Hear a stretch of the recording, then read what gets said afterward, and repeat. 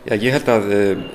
kirkjan í íslensku samfélagi hafi mjög mikla möguleika, en ég held að þurfi svona að skipta dálítið gír og færa bæði störf og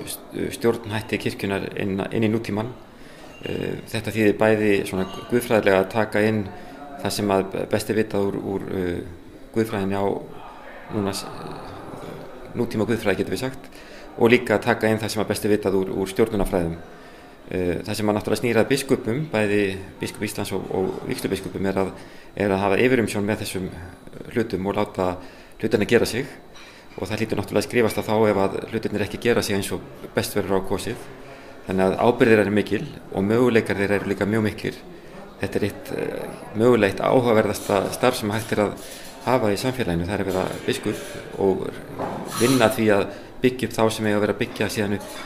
annað fólk og byggja upp samfélagið og byggja upp félagsauðið eða hvernig sem við kallum það. Þannig að en það er mjög margt sem að þarf að athuga, og ég held að eitt af því sem er vandamálið innan kirkjunnar er það að það er kannski ekkert mjög mikil stjórnunarleg þekking þar. Það er að segja,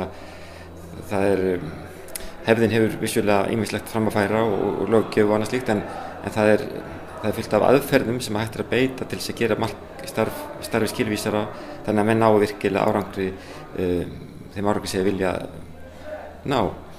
Þannig að ég held að kirkjan á möguleika ennþá, en ef hún fer ekki að taka slaginn, þá mun hún leggjast af og húsi eins og þessu verður breytt í leikskóla eða eitthvað slíkt.